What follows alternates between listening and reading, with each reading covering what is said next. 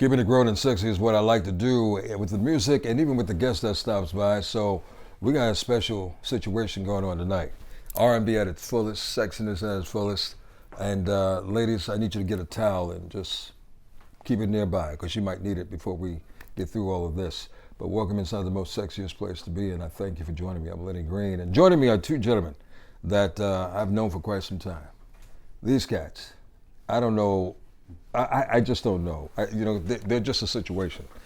So it's a pleasure to be welcoming back to the Choir Song. It's odd having these two guys in my presence at the same time because they're so busy these days. They're doing so many things independently. I guess the only time they do come together is when on special occasions like this, when they think of an old friend like me, and we got to share some information. So it's a pleasure to be welcoming Tyrese and Tank, TNT. Yes, sir. TNT. That sounds like a tour. TNT. That sounds like a TNT. That's R&B money, baby. That's that R&B money. Ooh, that's moistening. More of those towels you speak of. Save it for this weekend. Amen. New York, this week in the R&B Forever tour. R&B. Who better than these gentlemen that know about the state of R&B these days? What is the state? In one word. Growing. Growing. Never. As people are allowed to choose for themselves, we're now starting to see that they're choosing us a whole lot more. They're just being allowed to be programmed.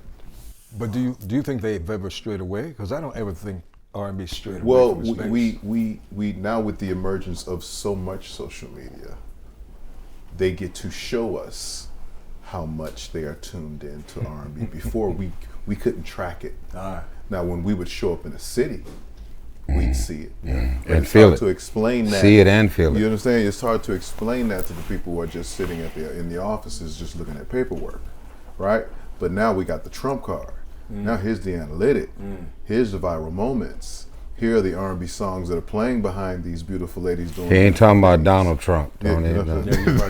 Let's be clear. get out of there. Like these are we can see it now, and we don't have to guess or estimate. Like these are facts, and the fact that we're part of these shows and these tours that are going out in arenas, and we pull up and we're sold out, and that tells you what it is. Yeah, clearly. That's the truth, and that's the real research. Instant gratification. Instant, no question. Yeah, I think personally, and I've been saying this for a few years now, I think the turn happened during the pandemic with Versus.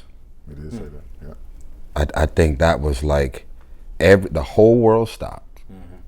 Everybody was at the house. We got away from auto-tune and everything that the narrative convinced us that matters, and what's hot and what's on and what's sizzling and what matters and what's relevant.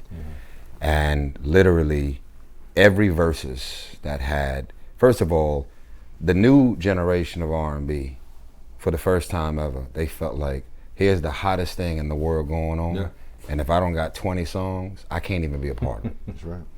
So you can't even do Versus unless you're sitting on 20 of them. And most of them are sitting on 3 or 5, if they lucky, right? Because they knew, right?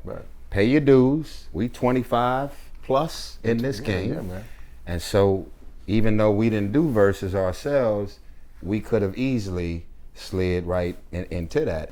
But what I love about where you brothers have grown to, you all are using and exploring and exhausting your talents.